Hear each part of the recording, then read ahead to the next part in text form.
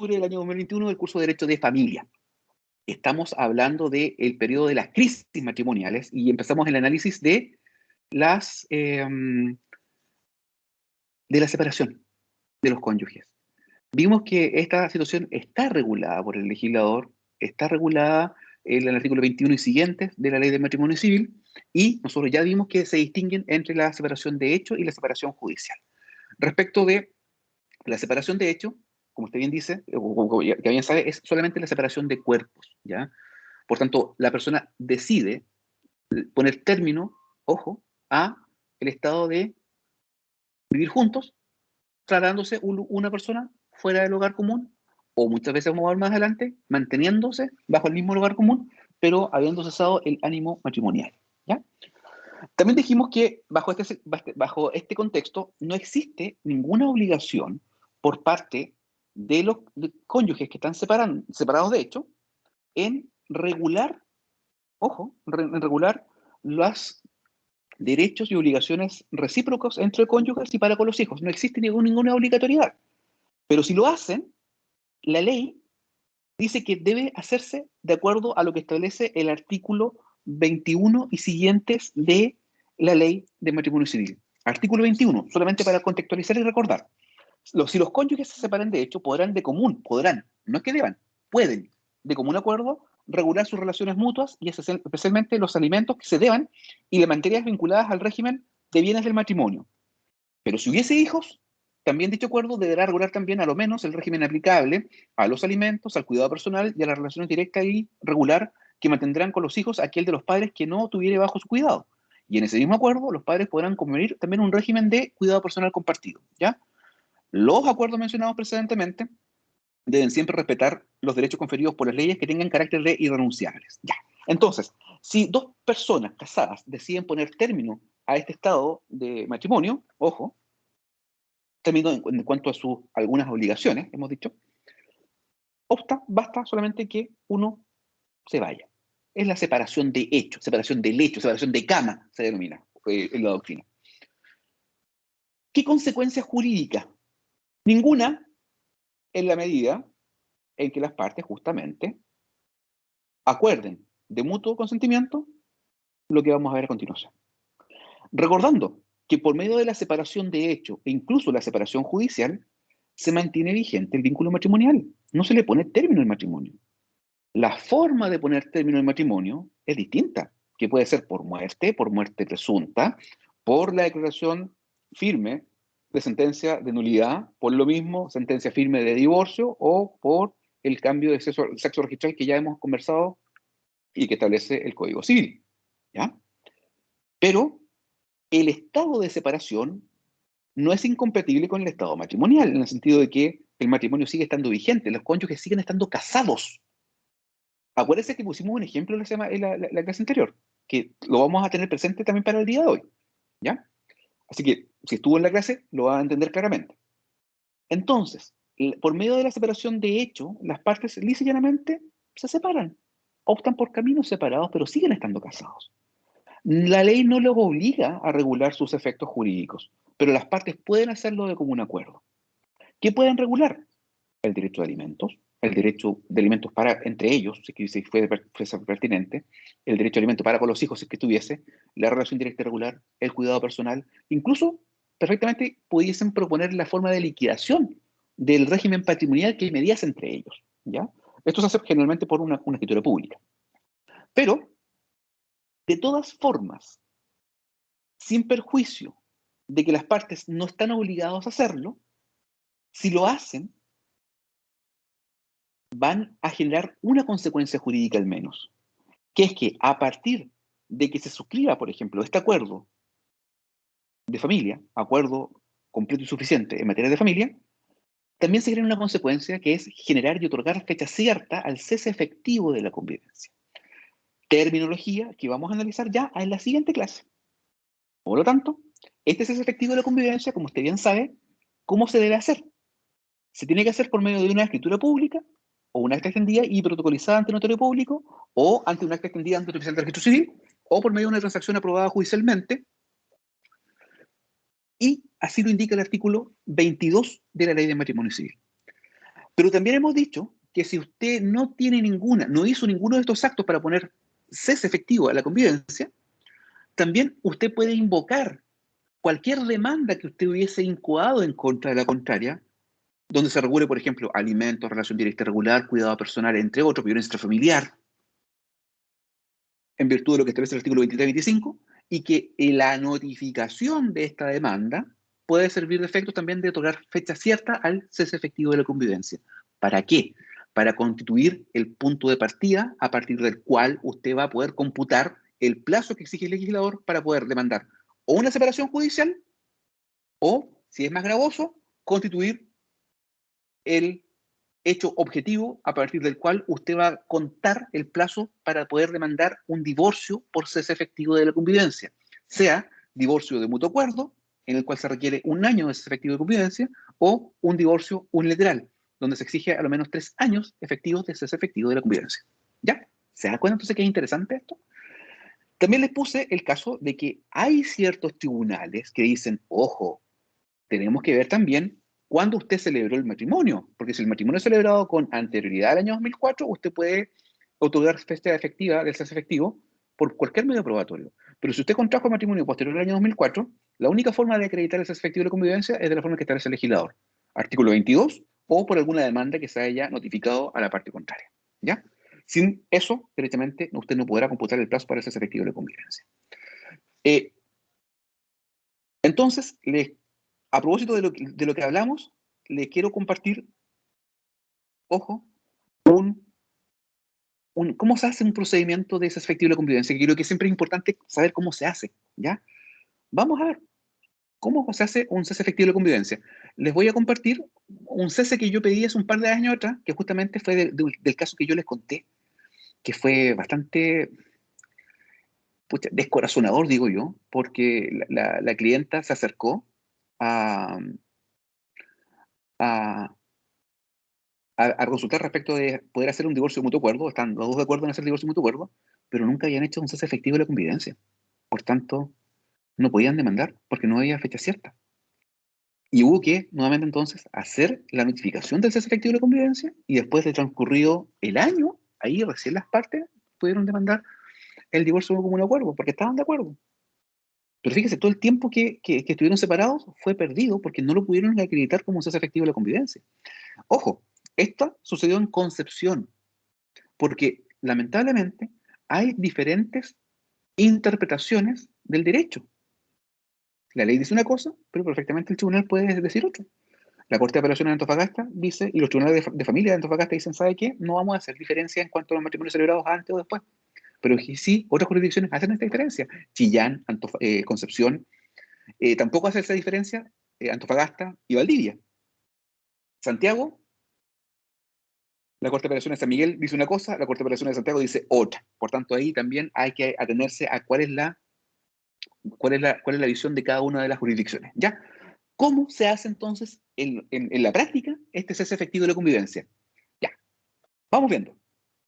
Primero, usted tiene que ir al registro civil, que es justamente, artículo 22, un acta extendida ante un oficial del registro civil.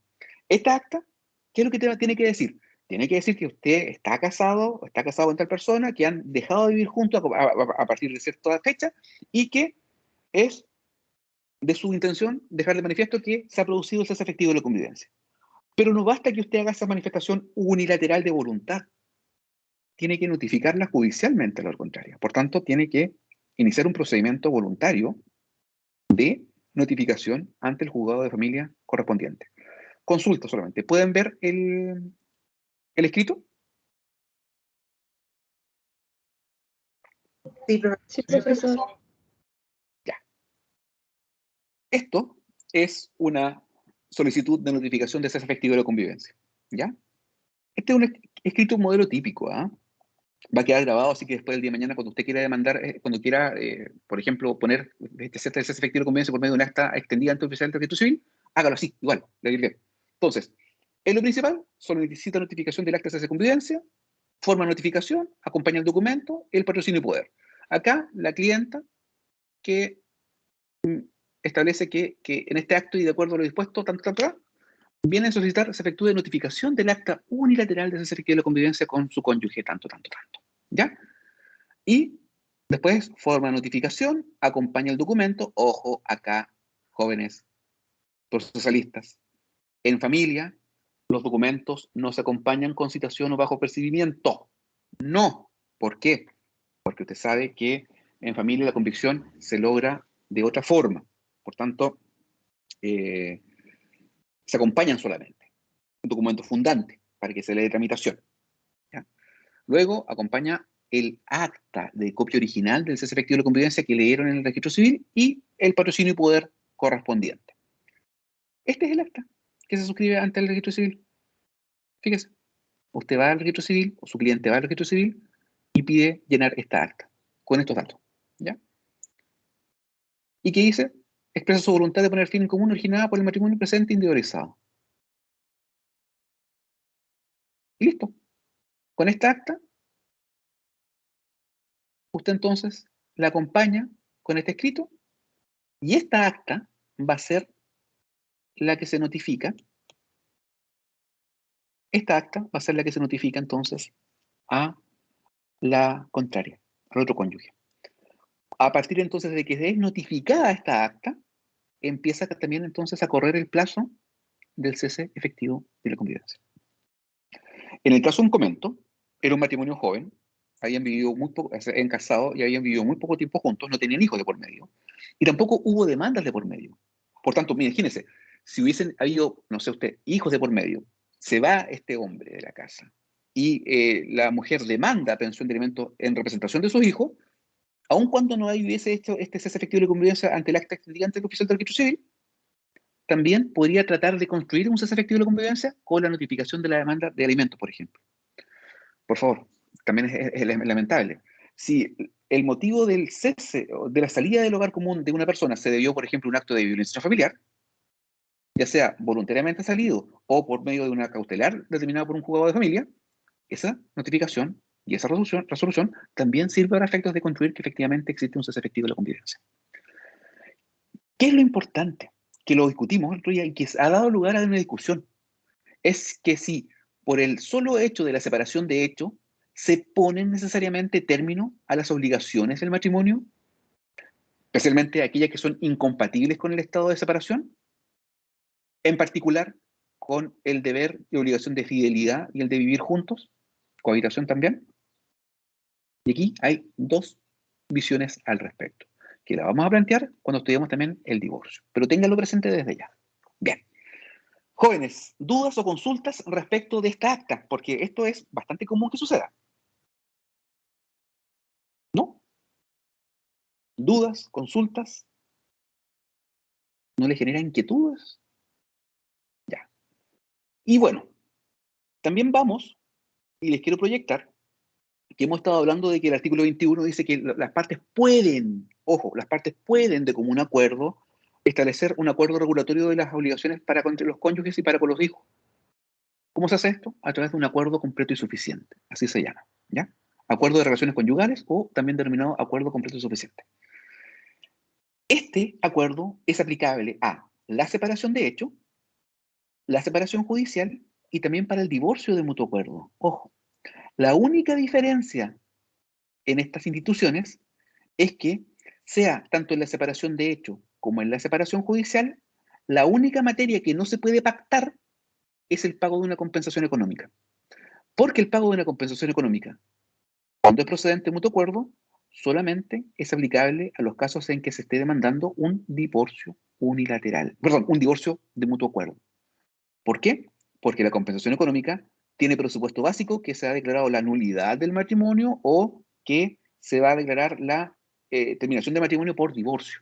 ¿Ya? Por tanto, el único tópico vedado en el acuerdo regulatorio, que es similar para la separación de hecho, separación judicial de mutuo acuerdo y para el divorcio de mutuo acuerdo, todas las situaciones de mutuo acuerdo, es que en la separación de hecho o separación judicial no se pueden tratar temas de compensación económica. ¿Por qué? Porque el matrimonio en estado de separación sigue estando vigente. Veamos entonces, para que usted vea y para que entienda cómo es un acuerdo completo y suficiente. Pregunta, ¿lo han visto anteriormente? ¿En qué consiste este acuerdo completo y suficiente? ¿No? Vamos allá. No, profe. Vamos allá. Ojo, les reitero, esto es solamente un modelo,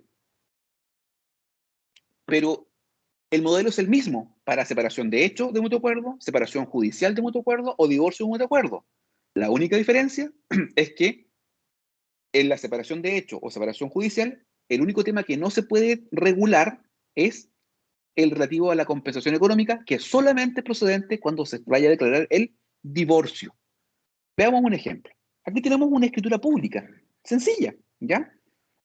Cláusula de comparecencia ante el notario, las partes comparecientes, el demandante, o las partes, no se habla de demandante, sino que de solicitantes, el marido, la mujer, acá, que indican que contrajeron matrimonio, que del matrimonio nacieron hijos determinadamente y que de común acuerdo vienen a dejar constancia de que ellos se encuentran separados de hecho, desde tal fecha, ¿ya? Desde el año 2011. Y esto fue del año 2000, esta causa fue del año 2013, pero del año 2011 ellos ya estaban separados, ¿ya?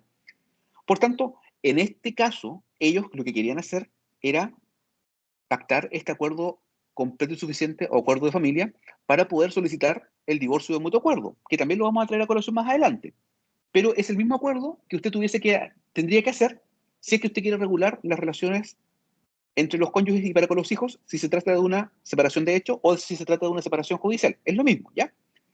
Y dejan constancia desde cuándo se encuentran separados y que vienen a justamente regular las relaciones de familia. ¿Qué cosa? Alimentos, relación directa y regular y el cuidado personal de las mismas. Pero ojo, que nunca se le olvide también la patria potestad. Y también, si es factible, los efectos patrimoniales entre los cónyuges. Generalmente, cuando me toca revisar este tipo de actos, a las personas se les olvida la patria potestad. Ojo, que nunca a usted se le olvide esto. Alimentos, ¿se dijo de por medio? Alimentos, cuidado personal, relación directa y regular y también la patria potestad, ¿ya? Y sin duda los efectos patrimoniales entre los cónyuges, ¿ya? El relativo de los alimentos. Bueno, cláusula de alimentos. En este caso se iba a pagar a título de alimentos para los hijos 1.000.000 de pesos, reajustable, ¿ya? En una cuenta determinada. Pero ojo, siempre tiene que hacer la mención. El pago de los alimentos, siempre usted hágalo en la cuenta que se tiene que abrir por parte del tribunal. Pero mientras no se abra esa cuenta, usted puede pagarla, pero tiene que indicar en qué cuenta, para que después no vaya a tener problemas de establecimiento del pago adecuado. Porque si usted no paga en el lugar donde debe pagar, la otra parte puede entender que lo que usted pagó se puede incluso considerar como un alimento voluntario, debiendo todavía los alimentos pactados, ¿ya? Luego, cláusula de el cuidado personal. En este caso se estableció respecto de la madre, el ejercicio de la pareja potestad también quedó radicado en la madre, y que en relación a la relación directa regular se fijó un sistema determinado. ¿Ven? Fin de semana por medio con el padre, con cláusulas que están establecidas en el mismo acuerdo. ¿Ya? Y fíjese, regulación de semana por medio. ¿Qué pasa en las semanas que no se va a pernoctar con los hijos?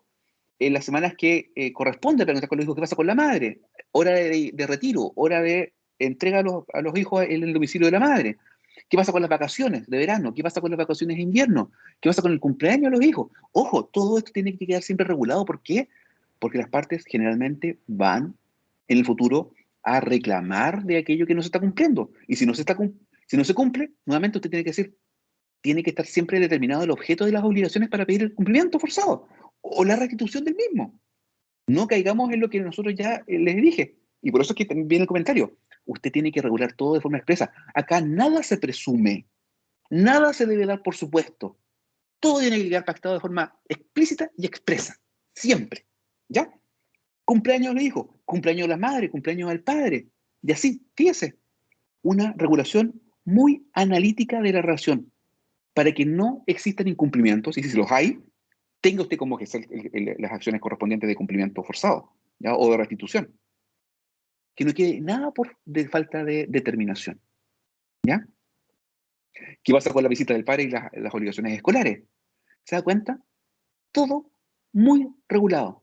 E incluso, ¿qué pasa con las compensaciones? Que esto también yo les aseguro que si usted no lo pone, va a ser un motivo de debate y audiencias incidentales en familia permanente. Entonces, siempre regularlo, ¿ya? Bien, cláusulas de regulación de relación directa regular, como usted vio, es sumamente analítica. Se pone casi en todos los presupuestos de relación directa regular también. Y también, después, regulación respecto de que no existen deudos de alimentos. Y, ojo, acá hay una cláusula de compensación económica, porque justamente era propio de la presentación de un acuerdo en materia de un divorcio de mutuo acuerdo. Lo vamos a retirar el mismo acuerdo más adelante cuando veamos el divorcio. Pero tengo en consideración que esta cláusula, cuando se trata de la separación de hecho o la separación judicial, no va. Ojo, ¿por qué? Porque cuando se está frente a una separación de hecho o separación judicial, el matrimonio todavía está vigente y está válido, ¿ya? Y produce todas sus consecuencias jurídicas, salvo aquellas que sean incompatibles con el estado de separación, sea de hecho o sea judicial. Por tanto, esta última cláusula usted la obvia para estos efectos. Pero, ojo, en este caso se pagó una suma de 25 millones de pesos a compensación económica, como vamos a ver más adelante a propósito de esta compensación. Y que no existen más obligaciones que resolver, que las partes facultaban al abogado para que rectificara, en este caso me facultaban a mí, que yo también fui el que redacté este escrito, y que lo presentábamos en, me acuerdo, en el Tribunal de Coronel. Bien, ojo, entonces usted hoy día ya tiene el conocimiento cómo tiene que hacer un acuerdo completo y suficiente, sea para poder demandar una separación, o sea, para poder regular los efectos jurídicos en una separación de hecho, en una separación judicial, que lo único que no pueden tener es la cláusula de compensación económica, pero siempre en el contexto de que sea de mutuo acuerdo. Separación de hecho unilateral, no hay obligación de regular estos elementos, salvo que la parte demande a la contraria para que sean regulados. Pero si usted quiere demandar, y lo vamos a ver a continuación, una separación judicial de común acuerdo, para que el tribunal lo pueda conocer, usted tiene que suscribir este elemento. Pero si no tiene este elemento de acuerdo completo y suficiente, no quiere decir que las partes no vayan a poder demandar la separación judicial, porque también está la posibilidad que por otra causal usted demande también una separación judicial. ¿Ya? Eso quería compartir entonces inicialmente con ustedes antes de entrar ya de lleno en la separación judicial. Jóvenes, nuevamente, esto es importante. Dudas o consultas. No quiero que el día de mañana usted vaya a ser de los abogados o abogadas que cometen el error de no pactar y de no hacer buenos acuerdos completos y suficientes, que se les pueden caer y están precarizando el derecho de quienes confiaron en su asesoría jurídica para que los representara. Es eso justamente, y por eso es que, permítame que sea incluso hasta tan catético, como digo yo, en observarles la importancia de asumir con responsabilidad la defensa de los derechos de la persona. ¿Ya? A ver, jóvenes, dijimos que en la clase anterior que a cualquiera de ustedes les puedo preguntar respecto de a lo menos 3 dudas. Usted tiene que generar permanentemente 3 dudas respecto de lo que estamos viendo para que las vaya mencionando. Comencemos. A ver, dudas y consultas de lo que hemos dicho antes de ingresar a el tópico de la separación judicial. Doña Claudia Pizarro, buenos días, ¿está por ahí? Sí, profesor, buenos días.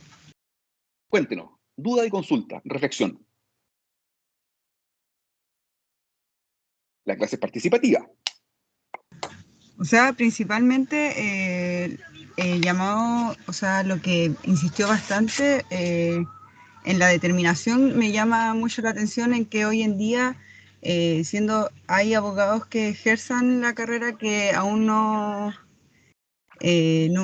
determinen bien estos elementos importantes porque después crean claramente, crean problemas más adelante dentro del, por ejemplo, del cuidado del menor de edad. Claro, Y exactamente. crean varios incidentes solamente por el hecho de no tener claro la determinación de ciertos aspectos que en el momento son importantes determinar. Bien, a ver, ¿y alguna duda o consulta que le surja respecto a esta separación de hechos?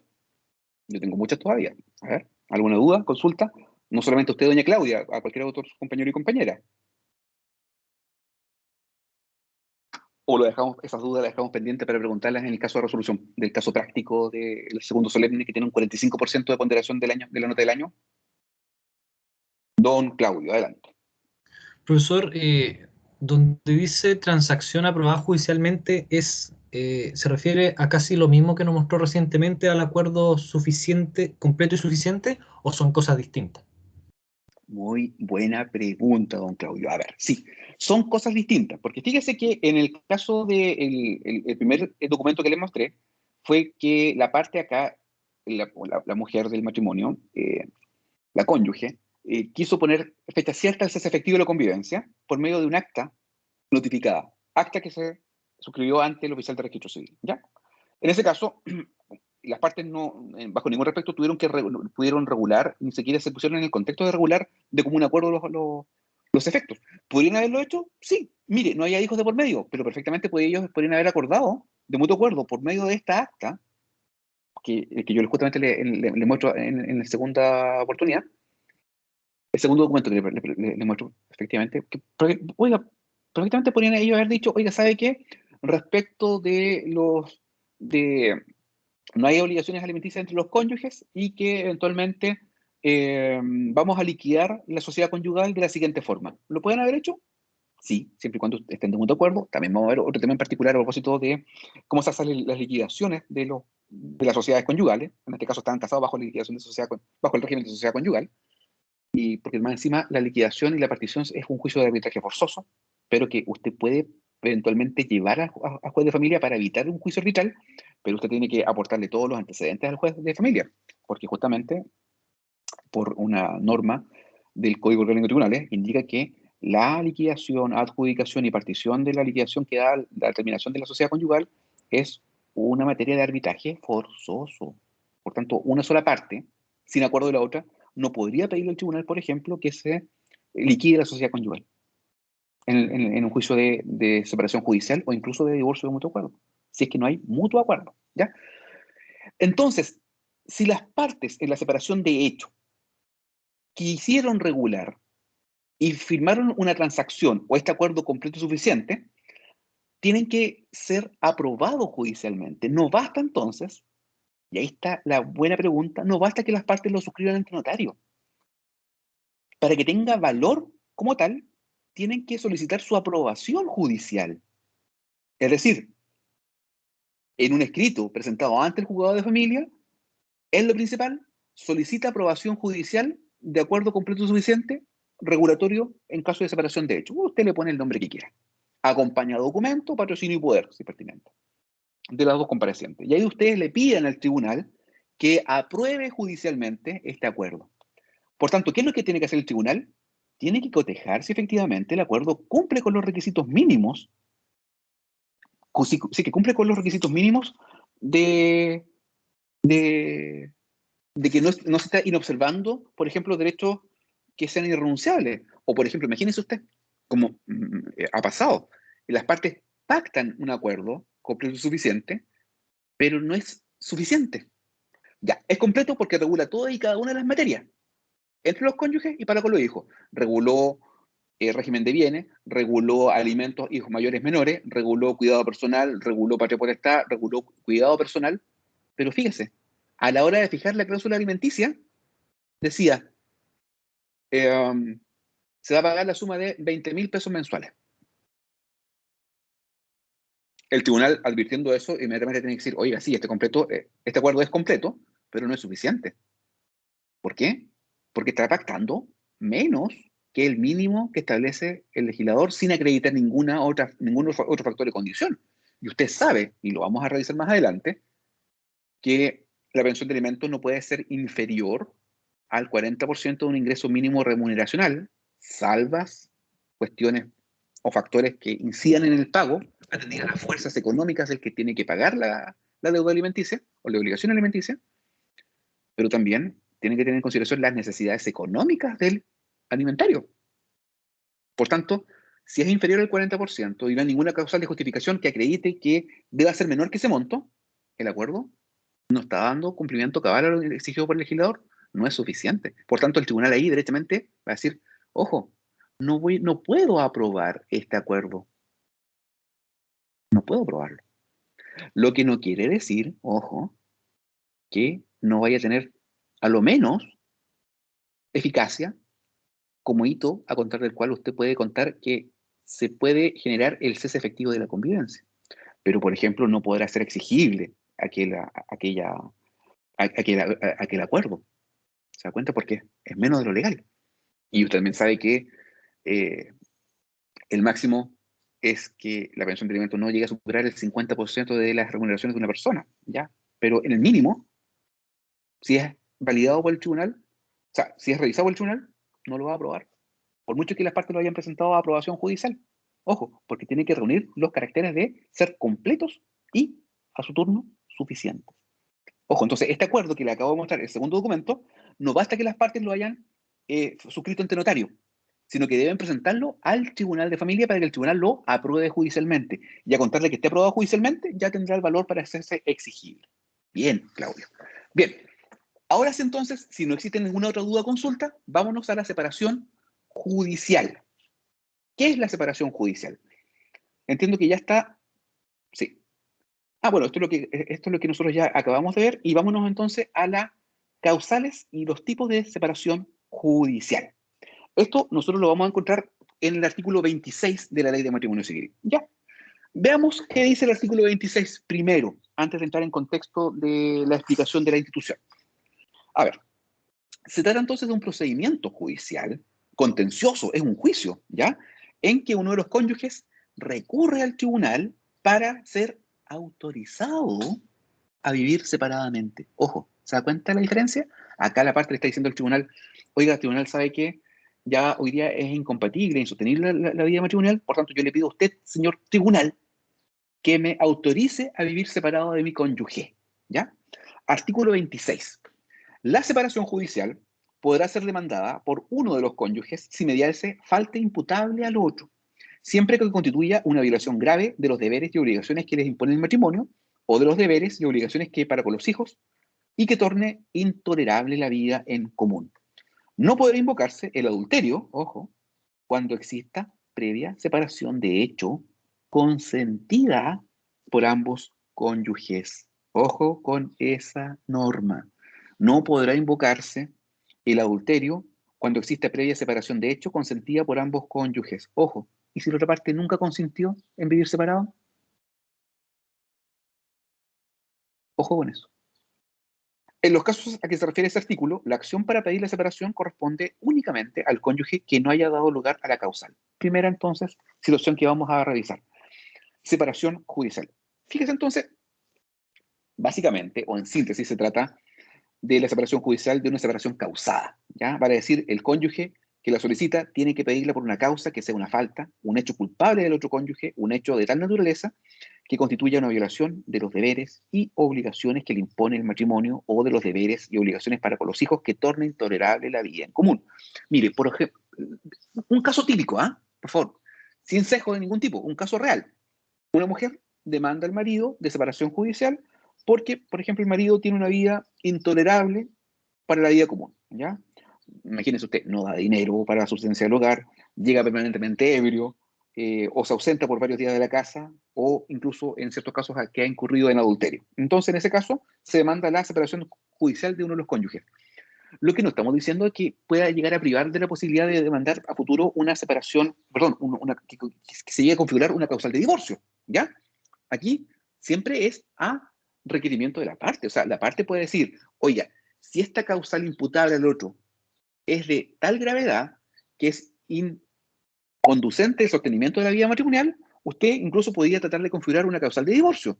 Pero si usted quiere seguir casado, pese a todo esto, el legislador dice, mire, ¿sabe qué? Usted también puede demandar una separación judicial, que también trae como consecuencia ciertos efectos que vamos a revisar, ¿ya?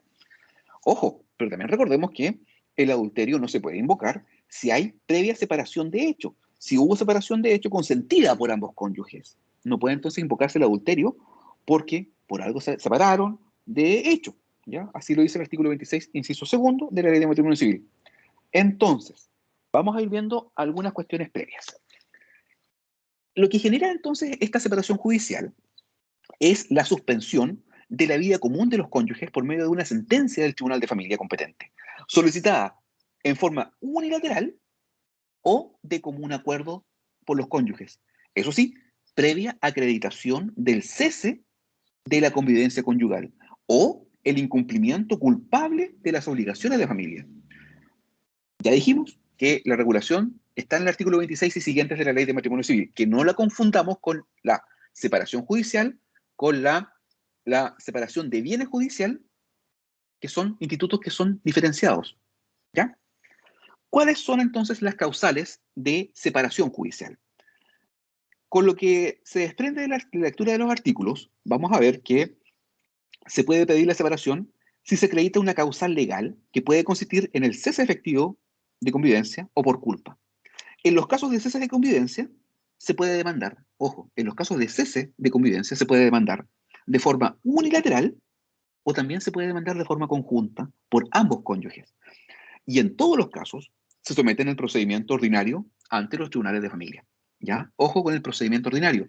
Me gustaría mucho, posiblemente, no sé, algunos, no sé si creo que lo expuse. En febrero de este año, 23, 24 de febrero, hice, sin vacaciones, para que vean usted que extraño hacer clases muchas veces. En vacaciones hice un pequeño seminario de justamente los procedimientos ante tribunales o derecho procesal de familia, donde me acuerdo que expliqué someramente en qué consisten los diversos tipos de procedimientos. El procedimiento ordinario, los procedimientos especiales, y qué pasa, por ejemplo, con los procedimientos de violencia intrafamiliar y medidas de protección. Incluso me acompañó una magistrada en aquella situación. Entonces, no sé si alguno de ustedes fue, tengo el listado, pero no sé si alguien de ustedes fue, ¿cierto? ¿Alguien de ustedes fue o no? ¿No fue ninguno de ustedes? Fue gratis esta clase, 23 y 24 de febrero de este año. Nadie fue. Bueno, créeme que tuvo una alta convocatoria. ¿Sabe que invité y llegaron cerca de 50 estudiantes a las dos jornadas? Fue muy provechosa. Bueno, ahí también les aproveché de comentar en qué consiste el derecho procesal de familia y cuáles son los tipos de procedimientos. Bueno, en el caso de la separación judicial, sea cual sea la causal que vaya a configurarla, se debe demandar bajo y en virtud del procedimiento ordinario, ¿ya? Que requiere de la presentación de la demanda, el traslado a citación de audiencia preparatoria y después la realización de la audiencia preparatoria y después audiencia de juicio. Y para que se dicte el veredicto y se dicte sentencia, ¿ya? Esa es la estructura básica, ¿ya? Que es muy diferente, ojo, y que creo que es importante en la enseñanza de Derecho Procesal, que me parece que no están incluyendo en los programas académicos de Derecho Procesal, enseña puro juicio ordinario, sumario, ejecutivo, pero no están enseñando los procedimientos en familia. Son tan importantes porque ustedes van a llegar justamente a la Corporación de Asistencia Judicial y los van a mandar a audiencia en familia. Y tienen que manejar el derecho procesal de familia, que es distinto al derecho procesal civil. Porque el derecho procesal civil se aplica en subsidio del derecho de familia. Es una especialidad, ¿ya? Así que ojo con eso. Les reitero, coordinadores o interesados, si quieren que replique la clase, este seminario, encantado. Avísenme y coordinamos como otro tema más adicional al manejo de sus conocimientos en el área del derecho de familia. Ya. Entonces, cualquiera que sea la causal, se somete bajo el procedimiento ordinario de la ley 19.968, que es la ley del Tribunal de Familia. Vamos a ver entonces, primera posibilidad de demandar la separación judicial. Separación por culpa, ¿ya? Artículo 26, como ya hemos estado hablando. Hablemos de algunas ideas a propósito de esta separación por culpa. Este tipo de separación se encuentra regulada en el artículo 26 de la Ley de Matrimonio Civil y establece que el cónyuge que no haya dado lugar a la causal puede demandar al otro cuando mediase una falta imputable que constituya una violación grave de los deberes y obligaciones que impone el matrimonio o los deberes y obligaciones para con los hijos que torne intolerable la vida en común. Por tanto, para que se dé lugar a esta causal de separación judicial que deja vigente el matrimonio, ojo, no se confunda. Por mucho que se declare la separación judicial, el matrimonio sigue vigente. Siguen casados. ¿Ya? La falta, en primer lugar, imputable de uno de los cónyuges. Primer requisito para que opere esta causal de separación judicial, la falta imputable a uno de los cónyuges. Se desprende de la sola lectura del artículo 26. Pero fíjese que se trata de una acción o de una omisión en que exista culpa o dolo por parte del cónyuge. Además, debe tratarse de un hecho de carácter grave, es decir, debe revestir de cierta entidad. Por ejemplo, entonces, no cumpliría este requisito, en consecuencia, que sea una falta que no sea imputable o que se refiere a un hecho que no sea de carácter significativo. ¿Ya? Imagínese usted, por favor,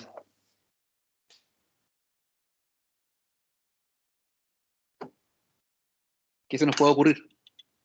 A ver, la ebriedad reiterada puede configurar eventualmente la inobservancia de una obligación propia del derecho de familia, del derecho al matrimonio, ¿ya? Pero imagínese que el marido, pienso de doña Francisca, doña Fernanda me dijo la semana pasada que pusiéramos como más los ejemplos al marido, pues para su solo efecto práctico se lo voy a seguir, ¿eh? En cuanto a las normas tributan en igualdad. Fíjese que el marido se va, aprovechando que terminó el toque de queda, se va de carrete y llega ebrio y deja la puerta abierta y se escapa la mascota.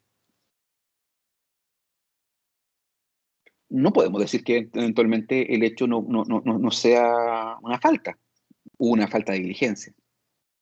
Ya, ni siquiera quiero llegar al análisis de la teoría unitaria del dolo, ya. Pero ya, una falta de diligencia, una negligencia por su parte. Se le escaparon las mascotas, pero las mascotas bueno, se escaparon, pero las recuperaron. Y dejó la puerta abierta y se escaparon. Sí, usted puede configurar una falta, pero digámoslo, ¿será una falta imputable al otro? Sí, existe un nexo causal. Ojo con ese elemento, nexo causal. La imputación del mismo, porque tiene que ser una falta imputable. Estándares del derecho penal en materia de familia. ¿Ya? Imputación objetiva, diríamos. Oiga, si estos penalistas no hacen nada nuevo, si la teoría de la imputación objetiva es una teoría propia del derecho civil, que copiaron los penalistas. Bueno, imputación objetiva, falta imputable al otro cónyuge, nexo causal, perfecto, se generó el hecho dañoso, falta. Imputable al otro cónyuge, por supuesto, pues si usted fue el que llegó ebrio y dejó la puerta abierta y se acabaron las mascotas. Eso me causa un grave afecto, ya, lo recuperé. ¿Será de tal entidad que torne intolerable la vida en común? Si fue una situación meramente aislada, ponderémoslo. Pero ¿será lo mismo si eventualmente estamos frente a una situación de que una persona que padece de alcoholismo y, como usted bien sabe, está ebrio todo y cada uno de los días, poniendo en riesgo la vida familiar? Ahí usted puede decir, oiga, sí, entonces esa falta, que es imputable, sí tiene un carácter de una entidad mayor, que puede ser conducente a que se configure, en primera instancia, una causal de separación judicial. Pero vamos a ver, si es de mayor entidad, incluso pudiese llegar a categorizar la producción de una causal de divorcio, culposo incluso. ¿Y de quién depende eso? Depende de la parte. Si la parte dice, no, a mí me basta con la separación judicial, va por esa vía. Pero si no, puede irse también por la configuración de un divorcio culposo, si es que puede llegar a acreditar eso en tribunal. ¿Ya? Sigamos con algunas ideas. Por favor, vayan reflexionando sobre lo que estamos exponiendo, vayan leyendo el artículo 26 para ir planteando algunas ideas. Ya, primer requisito entonces, tiene que haber una falta imputable, pero tiene que ser de una entidad determinada. En segundo lugar, debe recaer sobre los deberes y obligaciones que impone el matrimonio o deberes y obligaciones para con los hijos. A ver, en este caso se refiere a los deberes personales de los cónyuges, como el deber de fidelidad, el deber de socorro, o para con los hijos, como los alimentos, cuidado personal, relación directa regular, entre otros. ¿Ya? Y tercer requisito es que torne intolerable la vida en común. Entonces, aquí estamos frente a un elemento subjetivo, dado que lo que torna intolerable la vida en común para una persona puede que no lo haga para otro. Sin embargo, establecemos entonces que la oportunidad para alegar la separación por culpa, en el sentido de que la falta imputable sea la causa, que genera justamente esta ruptura matrimonial, debe ser acreditada justamente en el tribunal. Usted la puede invocar, pero tiene que justificarla que efectivamente la producción de esta falta imputable por el otro, a usted le genera que se torne intolerable la vida en común. O sea, que no es factible continuar y proseguir con el matrimonio. Es de tal magnitud la falta que inhibe que exista o que siga o que pueda seguir desarrollándose esta comunidad de vida que implica el matrimonio. ¿Ya? Eso entonces en el caso de la separación judicial por culpa. Pero también tenemos la separación judicial por cese de la convivencia. Y aquí, el artículo 27 de la Ley de Matrimonio Civil establece los parámetros. Y establece que cualquiera de los cónyuges puede solicitar la separación cuando hubiere cesado la convivencia por voluntad unilateral o por petición conjunta, ¿ya? Para solicitar la separación en forma unilateral, se debe probar en juicio que los cónyuges se encuentran separados, es decir, que existe una suspensión de esta comunidad de vida que implica el matrimonio, lo que se traduce en que ya no se hace vida marital. No obstante, incluso que sigan viviendo en el mismo lugar. Vamos a verlo eso en la siguiente clase. Y en este caso, a diferencia del divorcio, como lo dice el artículo 55, fíjese, la ley no exige plazo, porque entonces en este caso, lo único que exige es que usted acredite que se encuentran cesados en la convivencia, no por un plazo determinado, por lo que basta acreditar con que se encuentren ellos separados, ¿ya? Ahora, si la solicitud es conjunta, deben los cónyuges, luego le doy la palabra a doña Carlita, si la solicitud es conjunta, en este sentido, deben los cónyuges acompañar justamente este acuerdo que regule las relaciones mutuas y las materias respecto de sus hijos. Y este acuerdo, como ya dijimos, debe ser completo y suficiente, lo que se debe determinar por el juez en su sentencia. No se exige, ojo, una solemnidad, por lo que basta que sea por escrito. Incluso podría incluirse en un otro sí, en el escrito de la demanda, siempre que se encuentre suscrito por ambos cónyuges. En caso contrario, se puede ordenar por parte del juez el control justamente de admisibilidad de la demanda que se acompaña, de acuerdo a lo que establece el artículo 54, literal 1, de la Ley del Tribunal de Familia. Ahora, se entiende que el acuerdo es completo si se regulan todas las materias señaladas por el artículo 21, que ya hemos citado, que distingue entre las relaciones mutuas entre los cónyuges, es decir, los alimentos que se deban y los aspectos relacionados con el régimen de bienes del matrimonio, y las materias relacionadas con los hijos, como por ejemplo, cuidado personal, alimentos, relación directa y regular, patria potestad. Y en este último caso, no se refiere necesariamente a la patria potestad. Sin embargo, esta omisión es suplida por la aplicación del artículo 245 del Código Civil, que señala como regla supletoria, para el caso que los padres vivan separados, que la patria potestad será ejercida por él o los padres que tengan el cuidado personal del hijo. Ahora, los parámetros que el artículo 27 establece para que el juez considere la suficiencia son que, lógicamente, en primer lugar, se resguarde el interés superior del niño. Vea usted lo importante de este principio. En segundo lugar, que se procure aminorar el menoscabo económico, perdón, que pudo causar la ruptura, y en tercer lugar, que se establezcan relaciones equitativas para el futuro entre los cónyuges cuya separación se solicita. Por tanto, el juez utilizará los mismos criterios para subsanar las deficiencias del acuerdo o para modificarlo si este fuese incompleto. Así lo dice el artículo 31 de la Ley de Matrimonio Civil, ¿ya? Artículo 31 de la Ley de Matrimonio Civil. Y eso vamos a verlo a continuación cuando hablemos de los efectos de la separación judicial. Doña Carolina, ahora sí, que también la idea, tiene usted la palabra. Ya, profesor. Bueno, esta interrogante me quedó un poco desde la prueba pasada, de la primera prueba que tuvimos, y era respecto a los elementos en el mismo matrimonio, y una de ellas es mantener relaciones sexuales. Ahora estábamos viendo los términos de causales de término del matrimonio, y puede ser justamente por esta causal que no tengan relaciones sexuales las personas, que puede terminar el matrimonio. Ojo. La causal no es por la terminación, no es por el mantenimiento o sostenimiento de relaciones sexuales, sino que es eventualmente que esa infracción a un deber personal del matrimonio puede configurar una causal de divorcio, y que si esta es acreditada en el tribunal, el juez puede decretar la terminación del matrimonio por divorcio, ojo, no por la conducta que usted dice. Ya. Ojo, y también lo vamos a ver más adelante cuando estudiemos el divorcio culposo, es que esta falta imputable del otro cónyuge debe tornar intolerable la vida en común. Y vamos a ver también más adelante ciertas situaciones en las cuales tenemos que ver y empezar a reflexionar sobre cuál es el contenido personal y ético de las obligaciones personales, porque usted bien sabe que no pueden ser compelidas a su ejecución de forma forzada. Exacto. Y mi duda apuntaba a qué ocurre con los matrimonios que son asexuales. Por eso, insisto, o sea, perfectamente puede haber un pacto en que no exista relaciones sexuales de por medio, pero eso todo implica que directamente un contexto de acuerdo. Si para Ya. si para ambos cónyuges el débito conyugal no implica una obligación necesaria que deba producirse, pueden perfectamente descartarla, siempre y cuando estén de acuerdo. Pero si eventualmente esa obligación de débito conyugal de mantener relaciones sexuales durante el matrimonio por una parte no es tolerada, bueno, si usted pueda llegar a probar que esa constituye una falta imputable al otro, que torna intolerable la vida en común, usted puede llegar incluso a constituir ya sea una causal de separación judicial o una causal de divorcio. No hay ningún inconveniente, depende de lo que quieran las partes. Pero ojo, atento a los pactos implícitos o a los pactos expresos que las propias partes puedan llegar a determinar a la hora de definir en qué consisten las obligaciones matrimoniales, que son Bueno, mucho más flexibles de lo que usted puede llegar a pensar. ¿Bien? ujú. Lo Ya, vamos a ver profesor. sin duda más adelante. Ya, Lo vamos a ver más adelante cuando veamos el divorcio culposo. Ya, antes de ya. pasar a algunos otros tópicos de la separación judicial, veamos estos análisis, por favor. ¿Procede que se demande una separación judicial cuando la ausencia prolongada de uno de los cónyuges se debe a motivos laborales?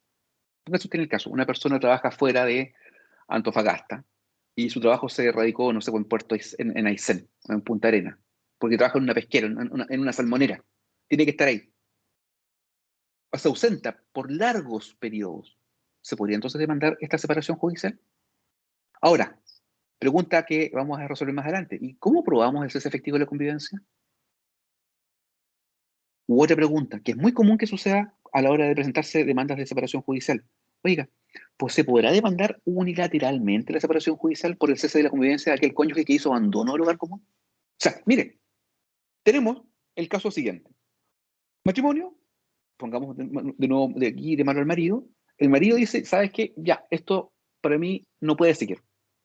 La relación es incompatible, yo me voy. Y este se va. Se va y después esta persona que se va, él demanda la separación judicial por cese efectivo de la convivencia. Por tanto, la pregunta es, ¿podrá él iniciar la acción de separación judicial? Hitos para reflexión. Continuemos con el análisis antes de terminar la clase. Ojo con estos análisis que son, usted bien sabe que pueden ser preguntados en las pruebas, ¿ya? A ver,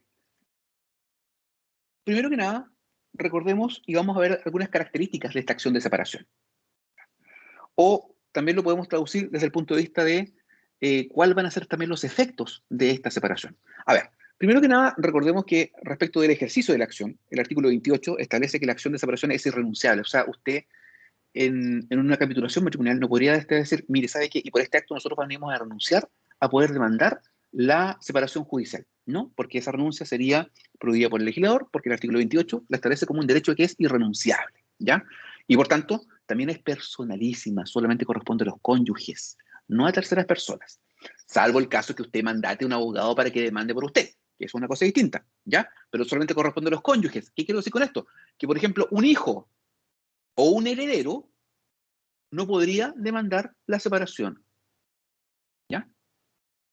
Y también es imprescriptible, ¿ya? No porque usted no la haya ejercido, va a extinguir la acción, ¿ya? Y, ojo, que esto es interesante, que muy pocas veces se revisa, lo que establece el artículo 30. Porque si el matrimonio que se está pidiendo su declaración por medio de la separación judicial, si ellos están casados en sociedad conyugal, ojo, cualquiera de los cónyuges puede solicitar al tribunal que se adopten medidas provisorias conducentes a la protección del patrimonio familiar y al bienestar de cada uno de los miembros de la familia. Por tanto, aquí, ¿qué podría pedir? Por ejemplo, que se declare una declaración de bien familiar, aun cuando tiene su propia instrumentación y su regulación. Por ejemplo, usted podría también establecer que se pida o que se establezca, por ejemplo, respecto de un vehículo de la casa, y usted puede decir, oiga, y el vehículo, tiene que interesante, oiga, ¿y el vehículo se puede declarar como bien familiar? A ver, con lo que hemos dicho anteriormente, doña Lisette Alicia, ¿el vehículo, un auto, se puede declarar como bien familiar?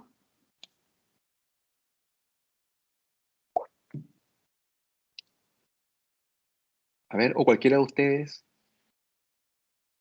¿se podrá pedir la declaración de bien familiar de un vehículo?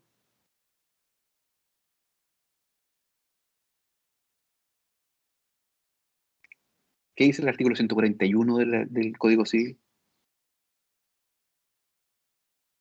Bueno, Si no quieren que le dé la respuesta, van a tener que buscarlo ustedes mismos, pero esto es un tip jurídico que no está en los manuales. Ya, sigamos adelante porque parece que no quieren saber. Ya. Bueno, entonces, fíjense que acá sucede que si las partes están casadas en sociedad conyugal y se está demandando una separación judicial, ojo, cualquiera, sea el que dio motivo de la causal o el que no dio motivo de la causal, o ambos conjuntamente, si es que estamos frente a los casos del artículo 27, puede pedirle al tribunal que se adopten medidas provisoras que sean conducentes a la protección del patrimonio familiar, ¿ya? Por ejemplo, podría pedir usted que se establezca una prohibición de enajenar o la prohibición de celebrar actos y contratos respecto de ciertos bienes, ¿se da cuenta? Con el solo mérito de proteger el patrimonio familiar, ¿ya? Ahora, cuando estuvimos más adelante, vamos a revisar que el artículo 31 de la Ley de Matrimonio Civil establece, bueno, ojo, ¿cuál es el contenido de la sentencia que declara la separación judicial? ¿Ya? Y ahí vamos a ver que, sin duda, tiene que pronunciarse sobre las materias que hemos referido del artículo 21, a menos que éstas ya se encuentren reguladas, por ejemplo, en otro procedimiento. Imagínense que se demanda la separación judicial de mutuo acuerdo o incluso de forma unilateral, pero ya judicialmente está regulado los alimentos, cuidado personal, relación directa regular y patria potestad. Eso no, en ese sentido no hay ningún inconveniente. Pero si no estuviesen reguladas, lógicamente tiene que pronunciarse eso el juez, ¿ya? Pero recordemos, la obligación que tiene el juez de siempre hacer la revisión de que este acuerdo regulatorio, cuando fuese presentado, cumpla los estándares del artículo 21, es decir, ser completo y suficiente. Y además, ojo, puede y debe liquidar el régimen que hubiese existido entre los cónyuges si así se hubiese solicitado conjuntamente por los cónyuges y se hubiese rendido la prueba necesaria, ¿ya? En el caso en que esté casado bajo el régimen de sociedad conyugal o el de participación en los gananciales. Pero ojo, ¿cuál es el requisito mínimo que se debe cumplir? Es que las partes deben acompañar toda la documentación propia del régimen matrimonial y que la separación judicial sea solicitada por mutuo acuerdo. Si es solicitada de forma unilateral, el tribunal no puede declarar ni liquidar el régimen. Ojo, no confunda liquidar un régimen con poner término al régimen, porque vamos a estudiar que uno de los efectos que produce justamente la declaración de la separación judicial es que pone término al régimen matrimonial que hubiese mediado entre ellos. Por ejemplo, si estaban casados en sociedad conyugal, se dicta una sentencia de separación judicial, la sentencia pone término al régimen matrimonial, en el sentido de decir, ya no hay sociedad conyugal, ya no habrá participación en los gananciales, sino que se pasa a formar una comunidad por los bienes que se hubiesen quedado a la terminación del régimen. Pero el matrimonio sigue vigente, ojo, no confunda. Una cosa es el régimen matrimonial patrimonial y otra cosa es el matrimonio en sí mismo, que la sentencia de separación judicial no pone término. La sentencia de separación judicial a lo que puede poner término es al régimen de bienes que hubiese mediado entre los cónyuges. Ahora, si los cónyuges estaban casados bajo el régimen, dicen algunos, de separación de bienes, que yo entiendo que ahí no hay régimen, no se produce ese efecto, porque nada hay que regular, ¿se da cuenta? ¿Ya? Entonces, ojo, el juez de familia puede llegar a liquidar el régimen matrimonial si es que, en primer lugar, lo han solicitado de mutuo acuerdo los cónyuges y se han acompañado en segundo lugar todos los antecedentes. ¿Y por qué de mutuo acuerdo? Porque de acuerdo al Código Orgánico de Tribunales, la liquidación de una sociedad conyugal es materia de arbitraje forzoso. ¿Y quién realiza el arbitraje forzoso en nuestro sistema jurídico? Los jueces árbitros. No el juez de instancia, como puede ser un juez de familia. ¿Ya? Eso. Bien. Algunas ideas, entonces, a propósito de los efectos de la separación. Mire, pobres cajitas con su corazón afuera. Ya. ¿Cuáles son los efectos de la separación judicial?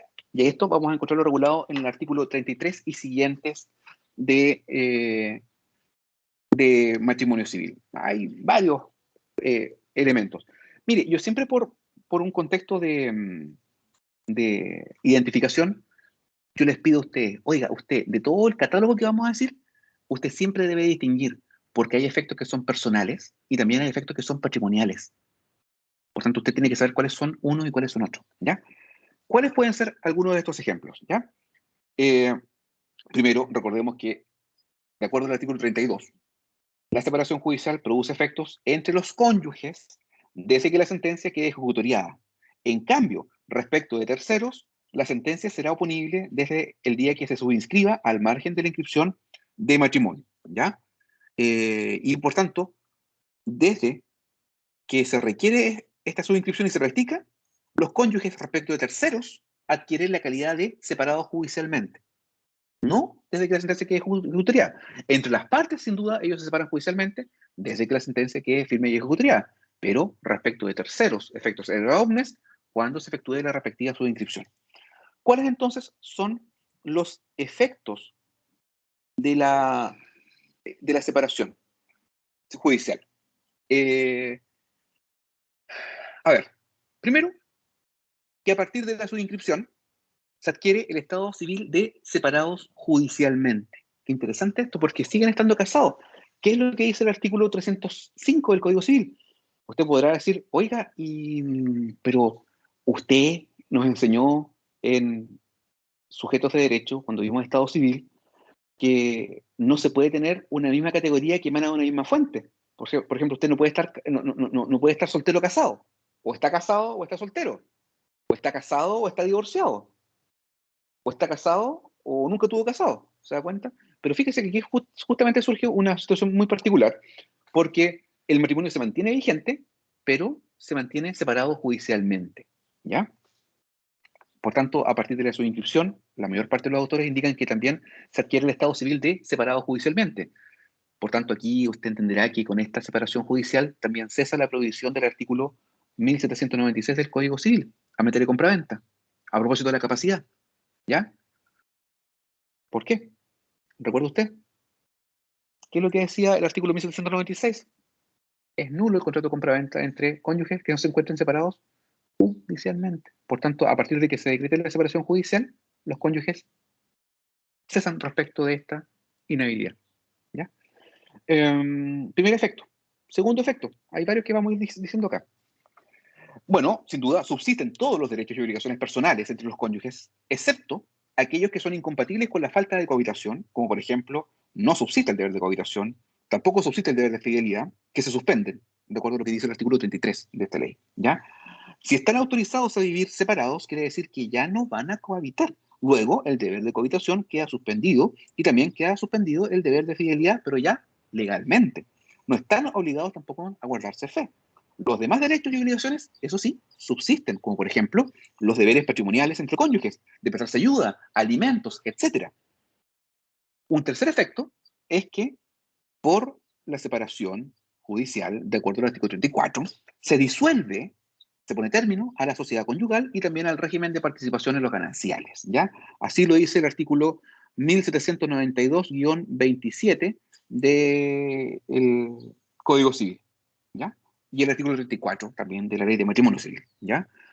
Y también el artículo 34 dice que por la separación judicial termina la sociedad conyugal o el régimen de participación en los gananciales que hubiese existido entre los cónyuges sin perjuicio de lo dispuesto en el artículo 147 del Código Civil.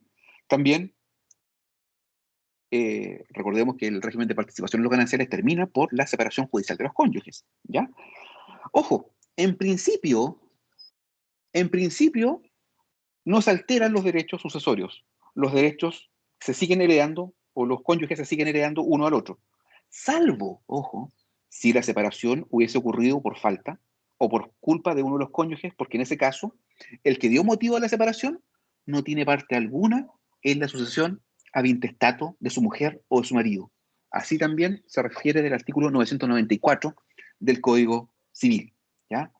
Dice el artículo 994 del Código Civil, el cónyuge separado judicialmente que hubiese dado motivo a la separación por su culpa no tendrá parte alguna en la herencia ab intestato de su mujer o su marido. Ojo, no se suspende, no se alteran los derechos sucesorios, salvo respecto del cónyuge que por su culpa dio lugar a la separación. ¿Ya? Ahora, esto es interesante, porque también tenemos que el cónyuge que dio lugar a la separación por su culpa, también pierde el beneficio de competencia a que hubiese podido tener derecho. Usted estudió obligaciones, así que se tiene que acordar de a qué consiste este beneficio de competencia. Para esto, vea usted el artículo 1626, número 2 del Código Civil. El acreedor es obligado a conceder este beneficio a su cónyuge, no estando separado judicialmente por su culpa. ¿Ya? Otro efecto. Subsiste la obligación alimenticia entre los cónyuges, subsisten los deberes de alimento, pero para el que dio su causa a la separación, rigen los artículos 175 y 177 del Código Civil, que también se olvida mucho a la hora de demandar los alimentos. Artículo 175, para que veamos. El cónyuge que ha dado causa a la separación judicial por su culpa tendrá derecho para que el otro cónyuge le provea de lo que necesite para su modesta sustentación. Pero en este caso, el juez reglará la contribución teniendo especial consideración la conducta que haya observado el alimentario antes del juicio respectivo, durante su desarrollo y con posterioridad a él. Y el artículo 177 dice que si la culpabilidad del cónyuge contra quien se ha obtenido la separación judicial fuese atenuada por circunstancias graves en la conducta del cónyuge que la solicitó, podrá el juez moderar el rigor de las disposiciones precedentes. Entonces, ojo, tienen derecho a alimento, subsiste el derecho a alimento, pero para el que dio causa a la separación, se le va a disminuir la cantidad de los alimentos a que tenga derecho. Ojo con esa situación. Nunca es invocada, pero créame que es ampliamente recomendable invocarla. ¿Ya? Ojo, otro efecto, que ambos cónyuges deben proveer a la familia común. No por estar separados significa que van a liberarse de las obligaciones económicas para con la familia. Artículo 178 del Código Civil. ¿Ya? Y también lo indica también el artículo 160. ¿Ya? No se altera entonces tampoco la relación con los hijos en cuanto a los alimentos, ni tampoco se altera la afiliación.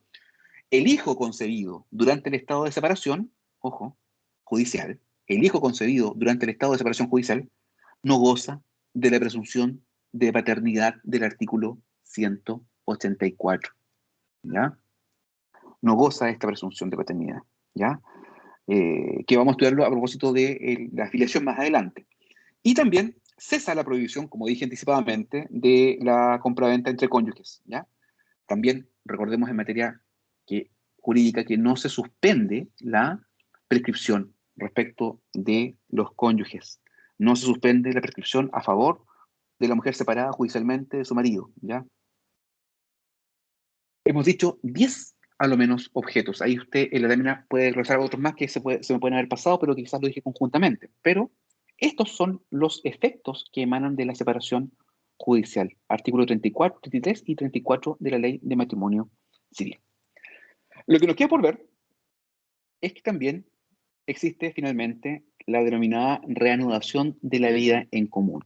¿Ya? Nada obsta, y esto lo vamos a ver en la siguiente clase, y vamos a comenzar a estudiar también otros institutos, que las partes puedan restituir su vida en común. Pero para esto hay que cumplir ciertos requisitos que establece el legislador y que se encuentran regulados en el artículo 38 y 41 de la Ley de Matrimonio Civil. ¿Ya?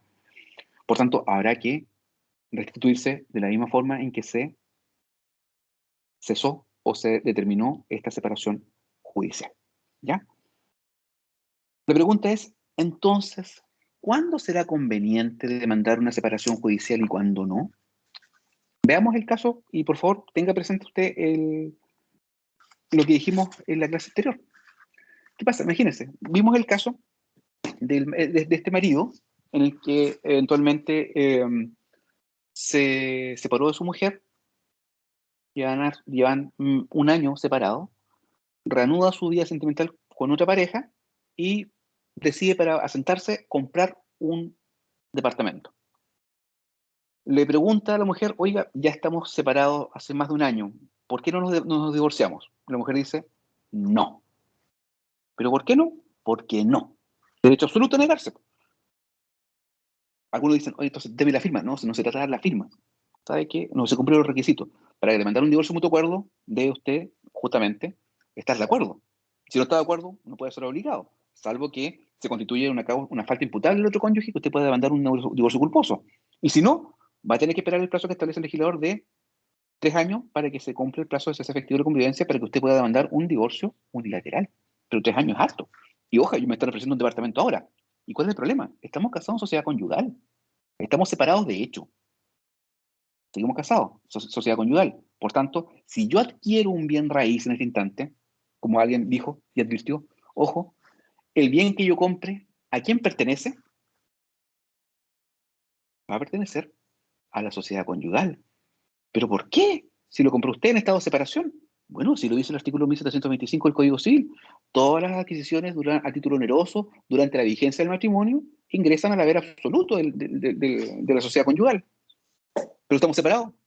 Pucha, qué malo. Pero siguen casados. Sí, pero estamos separados. Pucha, qué malo. Pero siguen estando casados bajo el régimen de sociedad conyugal, si es que ese fue el caso. Entonces, ¿qué puedo hacer? No puedo comprar el departamento. ¿Por qué? Porque si lo compro, yo entonces tendría que, el día de mañana, cuando se liquide la sociedad conyugal, repartir el departamento y mis bienes en la forma que establece el legislador.